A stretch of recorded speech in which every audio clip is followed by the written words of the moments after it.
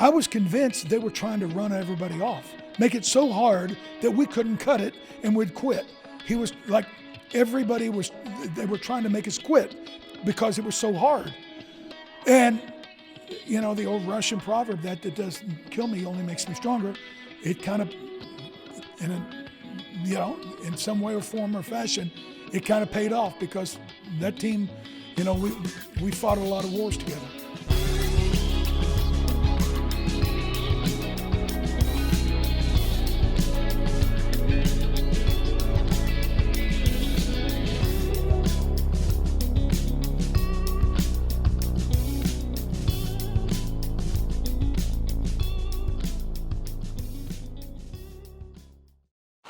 Few Razorbacks are as iconic and respected as legendary defensive tackle Dan Hampton.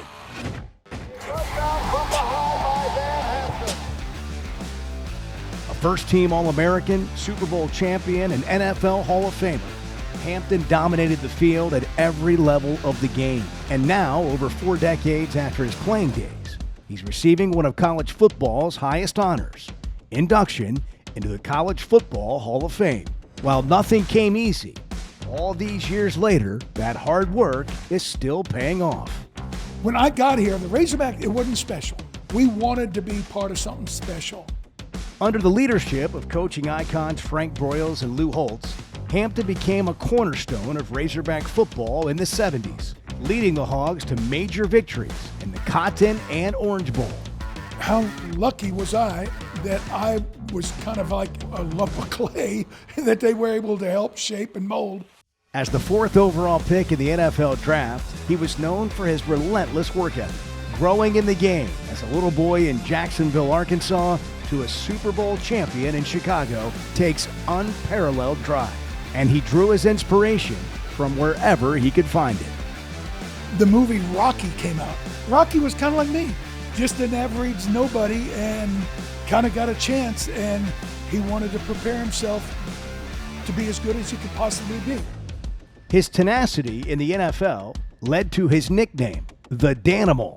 But despite his success on all levels, he never lost his drive to be ready for the big moments and his love for the game. All I thought about when I was doing all this training was, there's going to be a game where it's going to be 4th and 1, and I have to be able to make a play, and I got to be prepared. And that's all I thought about. The reputation he built for himself made Hampton one of the most respected players in football, solidifying his legacy as one of the greatest to ever play. I was just a skinny kid with glasses, long hair, and my little plan of making myself, indispensable kind of paid off. Welcome home. Does it still feel like home? You know, in an abstract way it does, but it's almost like a vacation home. Because remember, being from Arkansas, and it was a big deal. And then I just found out that you're from West Palm. When I was in high school, and things are so different back then. There was no, high school ratings and all this stuff. All I knew was that I had played well enough to where the Razorbacks were going to offer me a scholarship. But I was keeping up, with all the other recruits, and half of the team, or half of the scholarship offers were to other kids here in Arkansas. And and today, I don't know, I need to look at a depth chart, but I think out of the 22 starters on my, last 2 years, probably 15 were from Arkansas. It's crazy. And so, being out in the country outside of Cabot is always going to be home. But this is like the vacation home I was at for 4 years. And it's funny, we were just talking about, highly ranked team, concepts of playing Texas and wherever. When I got here, the Razorback, it wasn't special. Not just, Yeah. And we talked about it all the time in the dorm. We were, just punks, waiting our chance, but we wanted to be part of something special. And that year we had a senior dominated team with Scott Bull and Hal McAfee and some seniors, 5th year seniors. And we went and won the Cotton Bowl. But after they left, the next year was pretty bad. But when Holtz came in, we said, okay, we get a redo. And everybody bought in and sold out. And yeah, we wanted it to be special, and people still talk about it today. Well, it was an interesting time. It had to be for you because you played for both Broyles, and then you had the transition into Holtz. And not a lot of people have some perspective on that. And I want to get into that. But I want to back up a little bit and kind of set the stage of why we're talking to you at this time. Obviously, Pro Football Hall of Famer in 2002, first round, number 4 pick overall to the Bears in 79. And a historical career. You're on all century teams, all decade, Southwest Player Conference of the Year. I mean, if I listed all your accolades, we wouldn't even get to ask any questions. But then you went on to win a Super Bowl with the Bears, part of one of the greatest defenses, maybe the best defense in NFL history, the way a lot of people see it. But it all started, and by the way, you got to play for Ditka and Buddy Ryan. I mean, what a career. You played some of the legends you're a legend of the game yourself, but you played for legends in the game. You're from Jacksonville, Arkansas, and didn't start playing football until you were a junior in high school. I was a skinny kid with glasses that would try hard. And it's kind of like a life lesson that if you just try to make yourself indispensable and give effort, a lot of good things happen. And so I remember, when Jimmy Johnson, was recruiting me, and he was such a special coach. And then Monty Kiffin, after Jimmy and Frank retired into the athletic department directorship, and then Lou Holtz came in and he hired Monty Kiffin, and Harold Horton, who had been the linebacker coach, became the defensive line coach. So all of these coaches, and my high school coach, and then Ditka, as you said, Buddy Ryan. I mean, all of these guys, they're in Hall of Fames. And how lucky was I that I was kind of like just, a lump of clay that they were able to help shape and mold.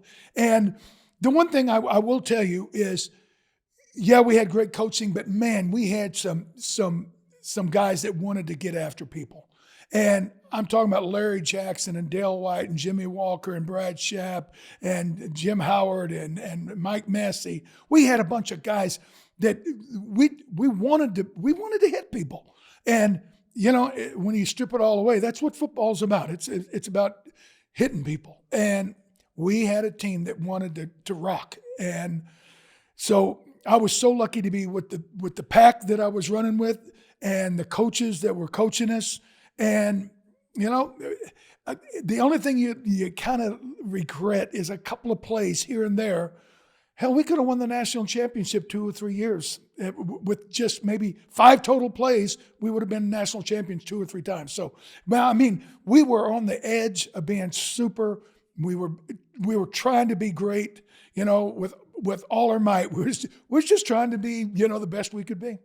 Well, there's so much to get into about the college days and what Arkansas was like then, and you rattled some of it off there. But I want to go back to how you grew up because you had some real adversity growing up.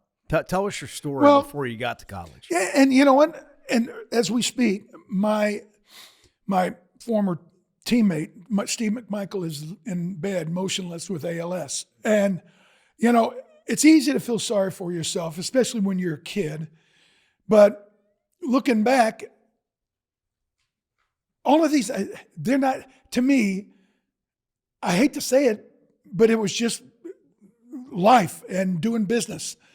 So when I was 12, I had played a little bit of Sertoma football, and I liked to hit people, and they put me at running back, and I was 180 pounds, and I could fly. I was really fast. And I was probably going to be the starter on the junior high team. But about 2 weeks before practice, I fell out of a tree, and it was over 30 feet. I don't know how. But it broke the tibia and fibia. Aiden Hutchinson just broke his leg the other day, the tibia and fibia. Well, I broke both of mine and crushed my heel. They had to put a plate and 8 screws in and all of this. And I was in a wheelchair for like 4.5 months. And I'll never forget, when I got out of the wheelchair, I was scared to walk. I thought my legs were going to collapse. And it was the weirdest deal. But I slowly got kind of over it. And by the time I was in 10th grade, my father had developed cancer, and when I was in 8th grade, he passes away. Things get tough. And anyway, football just seemed kind of like, okay, why don't I try it? And the doctors told me when I had all these, injuries, they said, you're going to have a hard time walking, let alone playing football. So don't even try it.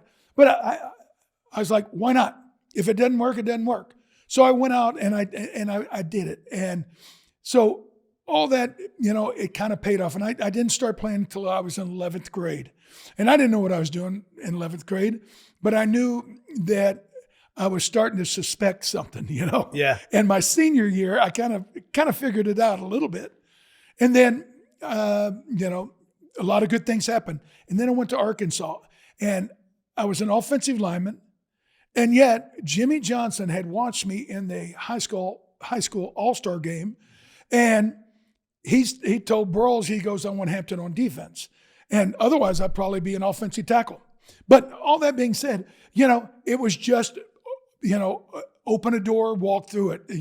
I had a chance to go and play college football. It was, it was pretty exciting. Were you recruited by a bunch of schools? What was recruiting like back then? Well, and you know what? I was always very low key in the sense that I took a recruiting trip to Oklahoma State because I'd never flown before. So they were going to fly me up there. Anyway, so I flew to Oklahoma City, and that was my first flight ever. Wow. Anyway, I didn't have no interest in Oklahoma State. I felt bad about it afterwards because I had told my head coach, Bill Reed, the legendary Bill Reed, I said, look, I don't think I'm anything, but if the Razorbacks want to recruit me, tell everybody else don't waste your time, because I was getting phone calls and letters and stuff. I don't want to waste anybody's time. And I found out years later that Bear Bryant called Bill Reed saying, there's this great linebacker in Benton that I'm recruiting, and everybody's talking about the kid in Jacksonville that kicked the shit out of him, blocking him, So I didn't know about it. I didn't care. Arkansas was the only option, because my father was a big Razorback fan, and I kind of thought, in some abstract way, hey, how lucky am I that I get to be a Razorback? So, yeah, there was no plan B. It was going to be Razorbacks or bust. You mentioned how different it was then as far as players on campus came from mostly, or at least half of them, the state of Arkansas. Yeah. And you can understand that in the sense that probably, half the team was from Arkansas.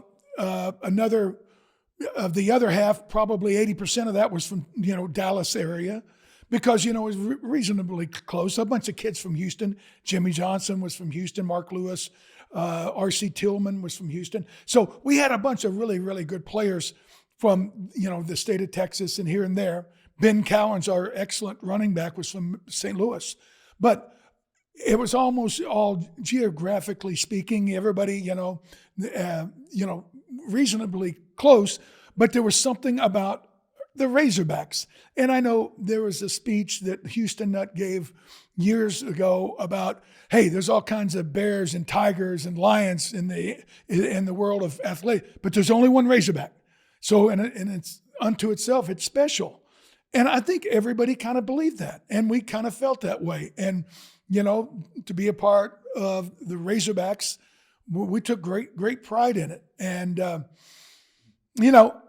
I've got a thing on my phone where in 1978, after we won the Orange Bowl, that there were 3 teams that were 10-1 that essentially they said should share the national championship. So, and we got some kind of touchy-feely little, deal saying that we were, able to claim a share of the national championship. But we're still proud of it. That Orange Bowl team was a special year, it was a special team. So, we were proud about a lot of the things that we were able to do. Arkansas won the championship, the Natty, in 1964, and you were a kid. And at that time, the Razorbacks were in the Southwest Conference, and they were routinely a top 25 team, a team that would jump up into the top 10, compete with Texas. That's kind of how the Texas rivalry started. But what do you remember at that time about what Razorback football, you kind of touched on it there, really was, and how you went into college, what you were thinking? Well, and I didn't realize it at the time, but the Southwest Conference was a great big giant state of Texas with a little appendage called Arkansas. And we had to play our games without, Arkansas officiating, and they were always from Texas. So we always had the deck stacked against us, and that's what eventually led us to leave the Southwest Conference. And when we left, it all dissolved. It caved in. And obviously now we've been in the SEC 30 years. Yeah, 92, since 1992. Yeah, 32 years. So all that being said, it was kind of like a slow-moving automobile accident, because a lot of things were changing in the late 70s, and we were playing Texas. And I think we started off the season after the Orange Bowl. We were the number one team in the nation. And we didn't play well. We were still undefeated, but I think we're 4-0 when we go to Texas.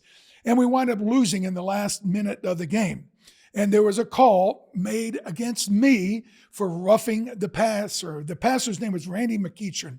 And there's a picture on the front page of the Arkansas Democrat, I think it was the Gazette back then. He had the ball in his hand. He's throwing a pass. The ball is still in his head. My helmet's in his chest. That can't be late hit. The ball's still right there, but they called late hit and gave him a first down, and they wound up scoring a touchdown, and we lose in the last 3 or 4 minutes of the game. Anyway, years later, I heard that the what would you call it? The feedback, the blowback from that was Frank saying, "This is it. I'm done. We're going to the SEC, where there's 14 different states, not just one big state and one little state." So he felt like, we would have a chance to be, able to compete on a much more even playing field. And who was to know that Alabama was going to turn into, the Goliath and dominate everything in the SEC the last 15 years. But all that being said, that was kind of like the backstory of, the Southwest Conference. And I know most of the time we'd have 4 or 5 teams in the top 10, but at some point, all good things come to an end. And when they left to go to the Southeast Conference, I think, everybody realized it made sense. Yeah, well, and Frank Broyles has said before that conference was going to disband, which it did. And if Arkansas hadn't gone to the SEC, you might have been an independent. Who knows if a conference would have wanted you. Totally different times. And still, Arkansas is geographically misplaced in some ways.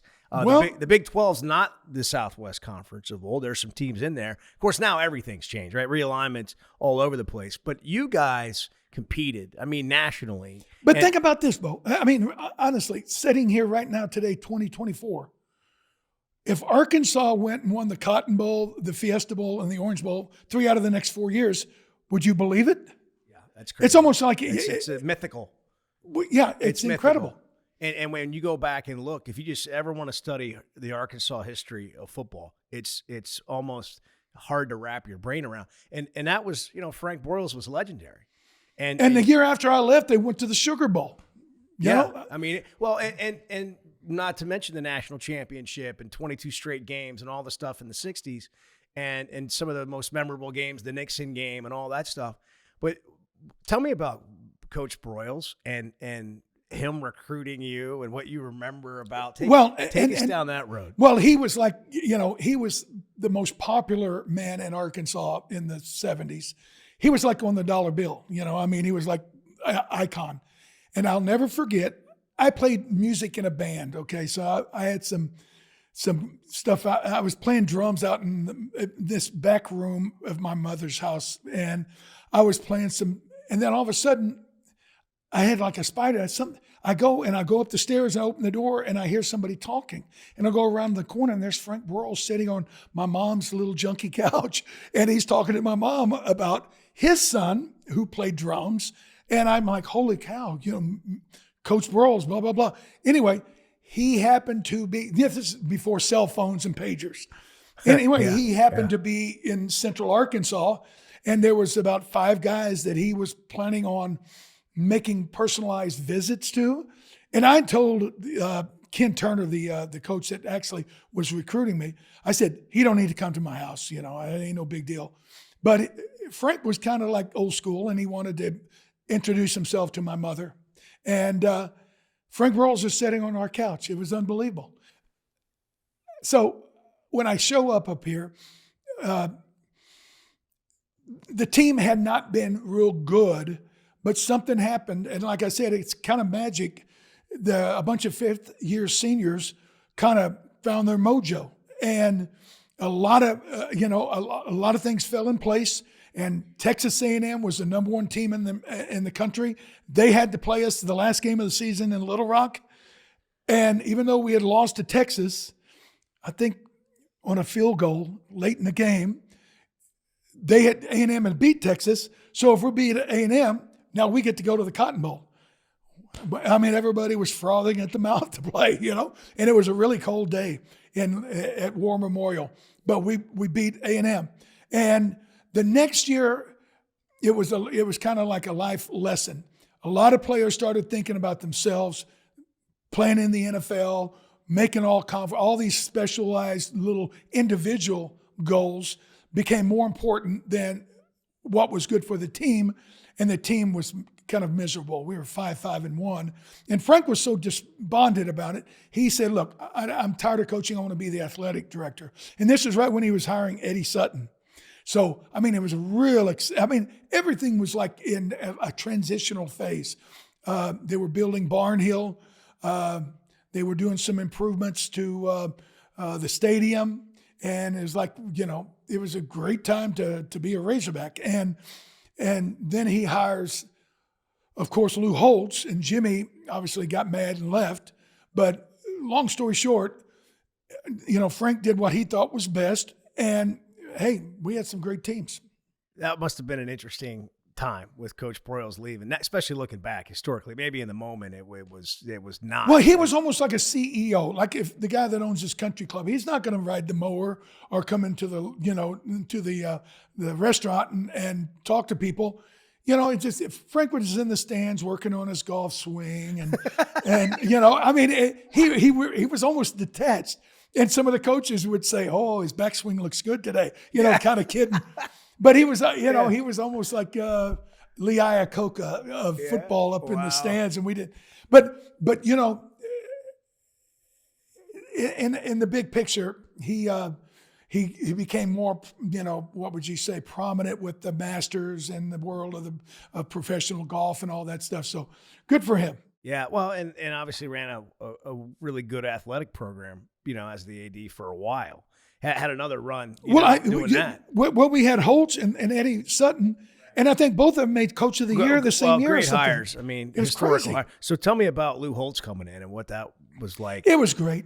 And Lou was real hands-on, and he was big about pushing everybody's buttons to try to make them want to be as good as they could be.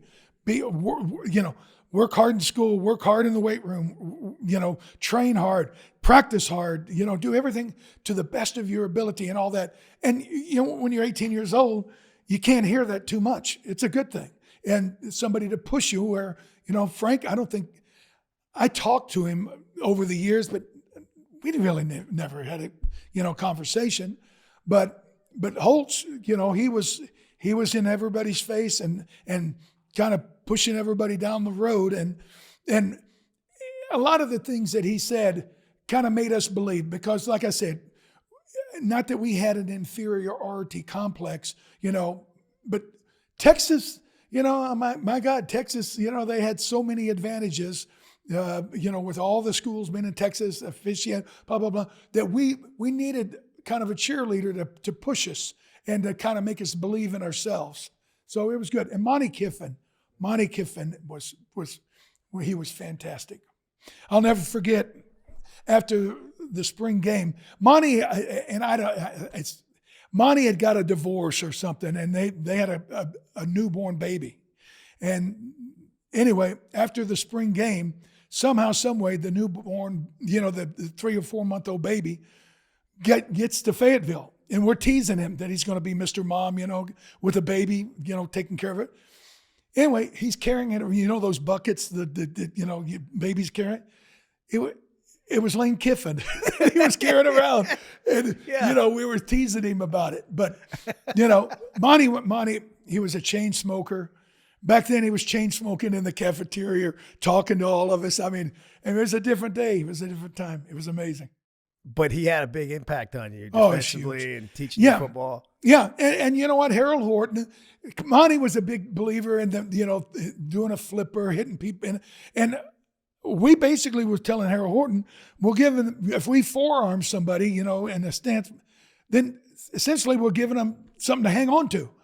Whereas if we butt them with our face and strike a blow, then we control them. And we wanted to do that. And Monty was flexible to realize, hey, I got 3 defensive linemen that can do this. Let them go. And all 3 of us made all conference. 2 of us made all American. It was, it was a good thing. And it was different then too. You had time to develop, right? It wasn't like you got to come in, play as a freshman. What was your career like from that standpoint? You know what? As I was the first freshman to actually get playing time, but then I was getting a little homesick and I kind of got a little melancholy and I kind of faded out.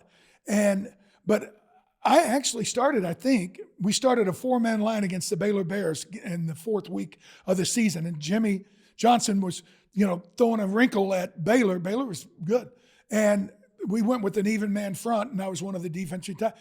But then by the end of the year, I wasn't really playing that much. But I came back and I kind of dedicated myself, and I started as a sophomore.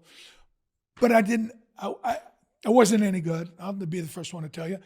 I knew I needed to improve, and I worked, as hard as I possibly could. And by the time I was a senior, I felt like I was just about kind of beyond scratching the surface, that I was getting pretty good. And there was, I mean, there was a lot of times in games you just couldn't block me, and that's what I wanted. I wanted to be unblockable, and all of the things, the lifting and the coaches and the technique and the film and blah blah. All of this comes at some point. You start thinking, hey, I got it figured out. For a while, I think I did. Yeah, I'd say so. I mean, Hall of Fame, you're going into the College Football Hall of Fame, you're in the Pro Football Hall of Fame. You figured it out. My question is how? What happened? What was the motivating, driving force that takes somebody from being talented maybe, but average, to the kind of career you ended up having? I think on about 3 different levels. You play the game for yourself, you play it for your team, and you play it for, the state. And on all 3 of those levels, it became, more and more important to, as I said, to be indispensable. I didn't want to leave the field. If we played 82 plays a game, I wanted to play all 82 plays. And when you get a bunch of people that are that excited, Larry Jackson, the great Larry Jackson, he was our linebacker. I'll never forget, we're playing Earl Campbell. Earl Campbell ran for 205 yards against the Chicago Bears when I was playing for the Bears. He never got over 100 against all of his little skinny college kids. I mean, I'm just telling you, we had a bunch of guys that wanted to play the game. And it was kind of like, can I keep up with all these other guys? Larry Jackson was ABC Defensive Player of the Year. Jimmy Walker, was all conference. And hey, what about me? I want to be like that. I want to be that kind of player. And so we all pushed each other. And, when you get a lot of guys, not accepting second place in any aspect of the game of football, good things happen. It sounds simple, but it's not. It's simple in today's world, especially. I mean, motivation is. It sounds corny today. We got people that are making millions of dollars doing podcasts to tell all of us how to be motivated. I mean, it's like a giant part of our culture. And I'm not saying motivation wasn't a thing then, but it was more like how you were raised, where you came from. What drove you to be competitive like that? Would you where was that? I never wanted to be left out. From? I didn't want to be left out. There you go. Hey, so as I was the youngest, and then when my dad passed away, we had some hard times, and you get this feeling that, in life, you're either with it or you're not with it. And I didn't want to be not with it. So to be with it, I needed to be a good player. And the better the player you are, the more with it you are, and the more your teammates appreciate you. And so you're talking about overcoming things. I've had 20 knee operations. I've got 2 replacements. Now, I never mention it because it was the cost of doing business. To me, hey, I wish it wasn't that way, and I probably would have been a hell of a lot better if I didn't have. But every year I would have to go get knee operations, and I'd be on crutches for a couple of months, and then I wouldn't be able to run or train until training camp started. So, but all of these things in my mind, I said, guess what? If I can be great despite all these liabilities and handicaps, maybe I am doing something, pretty good. So I kind of used it as fuel and a motivating force. But all of those things, it's at some point, your body gives out. And I remember my last year, we were 4-0, and both of my knees, I shear cartilage in both knees in a game against the Vikings. And I have to take the rest of the year off. And after the Bears, they go on and they lose the next 8 games. And it wasn't just because of me, but the way everything happened was some of my teammates were kind of like, we don't have Hampton. We ain't going to win. It was the greatest kind of form of flattery I've ever been given. But a number of my teammates came up to me at the end of the year and said, are you playing next year? And I said, my plan is to play. They said, well, good. If you're coming back, I'll come back. But if you don't play, I don't want to play. And I couldn't tell you. I'd rather have that than any Hall of Fame. For your teammates to give you that kind of a level of respect that if you ain't playing, they don't want to play. So and again, I was just a skinny kid with glasses, long hair. And my little plan of making myself, indispensable kind of paid off. And you tasted a little success and you saw it pay off, and then it just kept Everybody wants to be wanted. Everybody wants to be patted on the back. Everybody likes to have people depend on you, and you come through, and you came up with a big play or what? Hey, those were the things that made you. Going into my senior year, the coaches got me a job working at Wilson Freight in south side of Little Rock, and I would go unload big trucks from 3 until 11 o'clock at night. And I'd do this 3 or 4 days a week. And I made real good money. Back then it was like $9 an hour, which is like, robbing a bank. But when I get there, Mac was the guy. There was a bunch of other guys that were unloading trucks, but he'd always give me the 55-gallon barrels, the sacks of cement, all the heavy and mean freight. And I would lift and do all that stuff for 8 hours. I would go home and I would lift until 2 a.m. Then I lived out in the country in my mama's house. And I'd go out and I would run 3/4 of a mile and then turn around and run as hard as I could back. And I would have to lay in the road and just, catch my breath for 10 minutes after it's all done. But all I thought about when I was doing all this training was, there's going to be a game where it's going to be 4th and 1, and I have to be able to make a play, and I got to be prepared. And that's all I thought about. And like I said, Dick, he had some corny little things, but he used to say, if you fail to prepare, then you prepare to fail.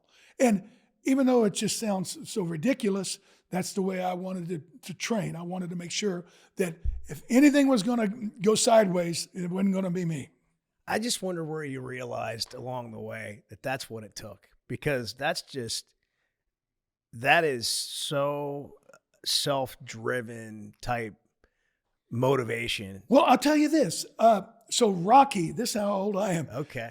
after my senior year, and I'd been drafted by the Bears. I was living in a little crummy apartment over there, Weddington, and the movie Rocky came out, and I went to see the movie, and if you can't remember it, Rocky was kind of like me, just an average nobody, and kind of got a chance, and he wanted to prepare himself to be as good as he could possibly be.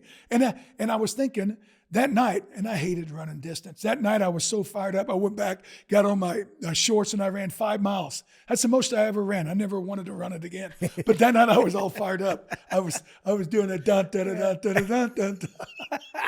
But Bo, come on. Other guys, I was blessed. I was almost 6'6". I was 260 pounds. I lifted weights, and I was super powerful. And I don't want to say it was easy, but I felt like if I didn't want to cheat myself, and I didn't want to cheat the team, because man, you only get a chance every once in a while, and everything kind of falls in place. Don't screw this up, and that's the way I felt. Nothing was going to stop me. You earned the nickname Danimal because you played through so many injuries. John Madden gave that to me. And I'll tell you the story. We're playing Tampa Bay. I think it was my second or third year. And John Madden was he was the burning bush of pro football. He was awesome.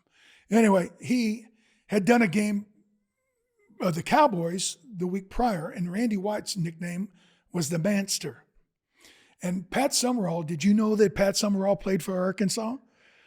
One time we're in a room like this, and Madden's smoking a cigar, and Summerall's right there, and he goes, "So Hampton, who else from Arkansas, was worth a damn playing football?" And I started naming a bunch of guys, and I could tell he didn't know anybody, and I named about 10, 15 guys.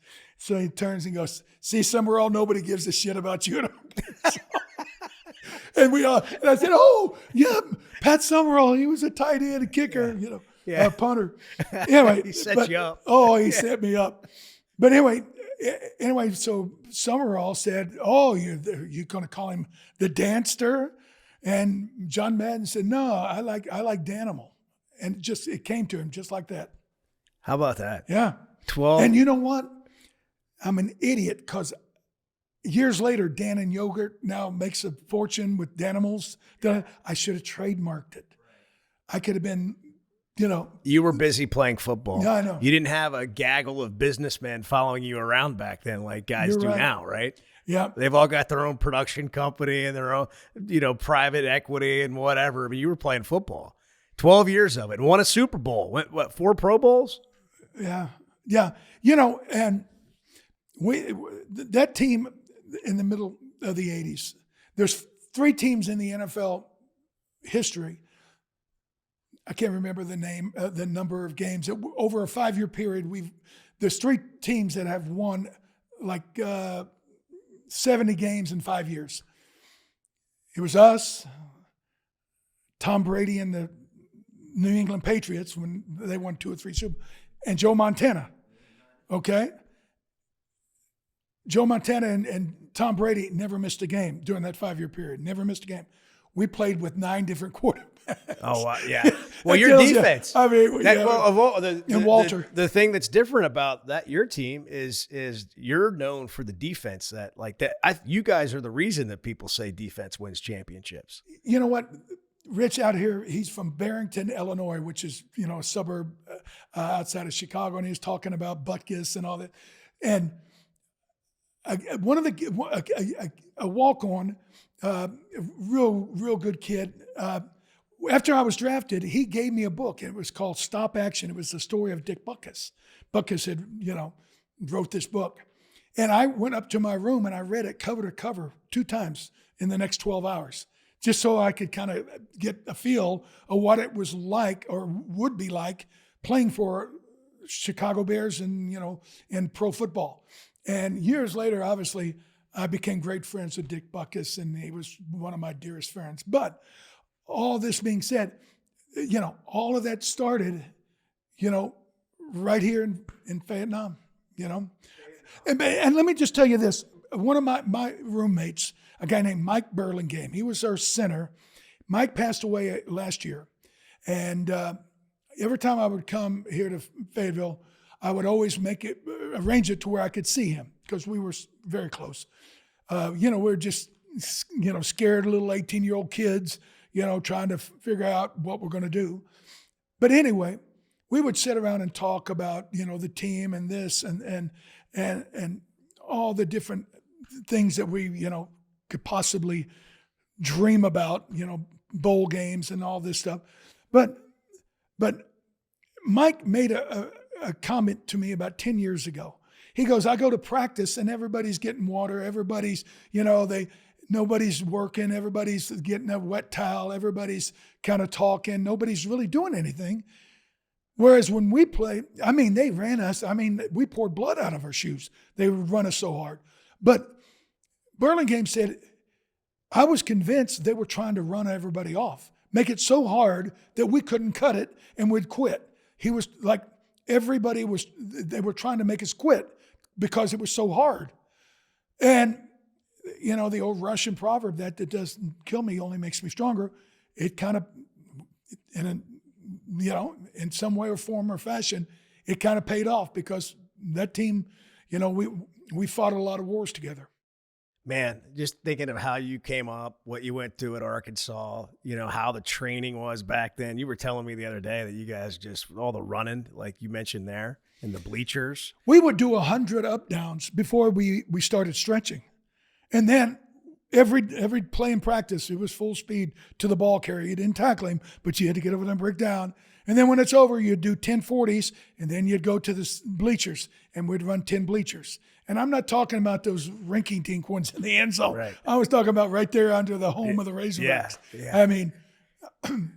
I think it was 40 or 45, strides to get up it, and we'd run 10 of them, and we'd do it Wednesday, Thursday, Friday. Tuesday, Wednesday, Thursday. Did they give you a protein shake when you finished? Like we that got right nothing. There waiting for We got nothing. We got nothing. And like I said, they wouldn't give us water until this kid back in right. Pennsylvania died of heat prostration. Right. Yeah. And now, okay, give them water now. Yeah. We're like, duh. Yeah. Yeah. It was a different time. Crazy. Like I said, they're trying to get rid of us. Yeah. Yeah. So you make it 12 years in the NFL. You played 152. You started 152 times in 157 games in the NFL. 82 sacks, third on the Bears' all-time list. 10 fumble recoveries. NFL All-Decade Team, obviously the Pro Football Hall of Fame, 2002. You were a huge part of the defense, the monsters of the Midway. The Bears became iconic while you were there.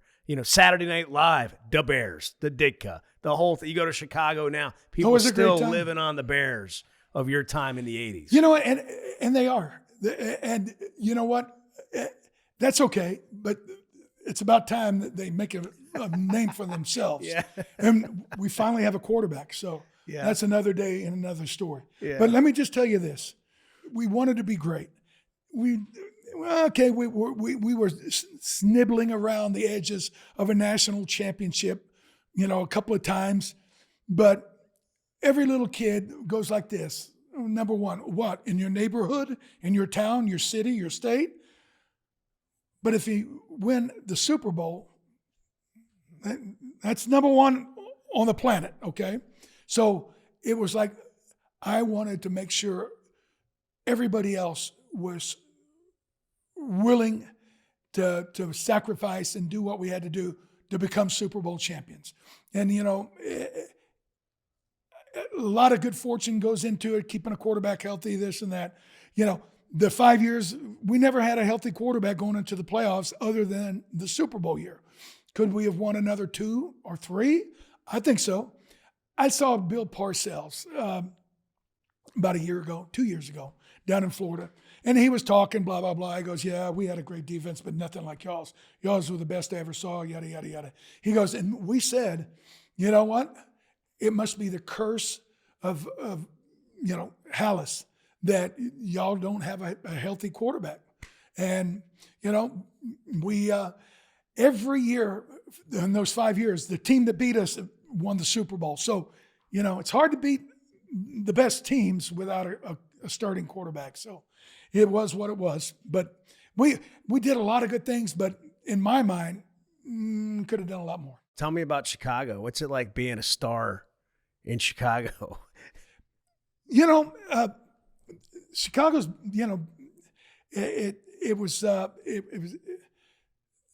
when I got there, Walter was like the big deal, right? And you watch him, and he's exemplary in all facets. I mean, training, practice, games, his conduct, everything. So you say that's the way you should be. And then, a guy named Michael Jordan shows up. He starts hanging out with you and your buddies at your nightclub. And next thing you know, then, the White Sox win the World Championship. Then the Blackhawks win 3 Stanley Cups. And so, I'm not that big a deal when you start thinking about the big, galaxy of, star athletes in Chicago. But there's no doubt. Everybody on that 85 Super Bowl team will never be forgotten. And it's crazy. Everybody loves the Bulls and everybody likes the baseball. Yeah, good and fine. Chicago is a Chicago Bear town. And the 85 Bears, hey, you can write your ticket. The Bears. It was a good time. What are you most proud of looking back on your time as a football player? Tom Coughlin, he's screaming at his guys in practice. Come on! What is that? Is that the 85 Bears over there? Come on! It's like the gold standard. And when I got in the league, the Steelers, the Steel Curtain, that was the gold standard. And the Cowboys a little bit, the doomsday defense. But now the 85 Bears is like, the universal code for, as good as it gets. And there's a lot of reasons why that defense was so good. But, at the end of the day, tomorrow, this team is playing a pretty good LSU team. And it has to be won along the line of scrimmage, okay? Our quarterback's going to play okay. Their quarterback's going to play. But if you dominate at the line of scrimmage, things fall into place. Well, that's what we kind of said to ourselves. And now, our defensive line, Richard Dent's in the Hall of Fame, Steve McMichael's in the Hall of Fame, I'm in the Hall of Fame, and the fridge, Refrigerator Perry. William Perry. Yeah. Maybe the most famous football player of the 80s. Yeah. So, and we kind of, and you said, what are you most proud of? It was that. And, the offense could have a bad day. We could, have some guys get beat in the secondary here, blah, blah. But when it all came to shove, we control things at the line of scrimmage. I'm a little bit younger than you, but still growing up, you paid attention to sports on television. You knew a lot of names. Now it's more about fantasy football. Some names and things like that. My son's 18. He plays high school football. I told him today that I'm coming to interview you. I said, you know who Dan Hampton is? He goes, 85 Bears. Well, it's nice. Blew my mind. Yeah. Again, I'm going to write it. People have been trying to get me to write a book for a long time, but I might write it. And it would be 85 was the pinnacle of the world because, everything was, it was a hell of a year. But a lot of people don't realize that when the Super Bowl Shuffle came out, there were 17 of us on the team that had radio shows. It was unbelievable. They had to create a sports information department to handle all the requests for player interviews and all the different, appearances and all that. And we revolutionized, the way, professional sports was not only marketed, but how it was sold to the public. So there's a lot of, and I still think that our game against the Miami Dolphins, the only game we lost in 85, is still per capita, per percentage share, the highest rated Monday night game of all time. Yeah, more people have watched the other ones, but that was a long time ago, and there weren't as many people watching. But there was a lot of good things about it. But you know what? You can't live in the past. Dick, you always saying you can't live in the past. You got to think about the future. It's a lot of fun. Get around some of the old teammates, and we laugh about it.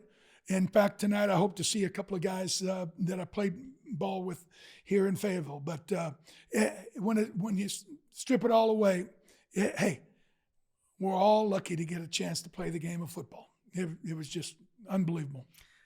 I wonder for you, what age are you sitting at today? Age? Yeah. 67. You're at 67. To be able to look back and really, I'm sure, I mean, everybody has regrets about something, but be able to look back on your career and really not have any regrets, and to have the moments that you've had and think about the work you put in, what message would you give to somebody that is 18 or 20 or 30 in their life about the work? And then as you are now sitting back and the memories, now you do get back to sit back and relive it and think about it. Sure. But, and I don't want to act like I know everything and I'm the gospel, but you'll be amazed what you can do if you just listen and make yourself indispensable. And when you have an opportunity, do it to the very best of your ability. And if you just do that every day, week after week, month after month, next thing you know, a lot of good things start happening. And man, I was so fortunate that I didn't get into a situation with bad coaches and bad teammates and this and that. And I can't, we haven't even talked about the NIL, all this money and all this craziness. And you can't blame the players for taking it. But what we're going to pay high school kids now? What about junior high? They're running and practicing too. I mean, what does it stop? The whole thing is nuts. But like I said, I'm glad we got $8 a month laundry check to do our laundry. That was all we got paid. Yeah. And I wouldn't change it. I ask everybody I bring on here that played for Arkansas, when your time's over, what would it mean? How would you like fans to remember you as a Razorback? I'm going to amend that question for you. Your career is over. You're in both Hall of Fames now. How do you hope Razorback fans, historically fans that were there then, and Bears fans, when Dan Hampton's name is brought up, how do you hope they think of you? You know what? Honestly, I hope they think of the good times, and it was highlighted by the win against the Oklahoma Sooners in the Orange Bowl.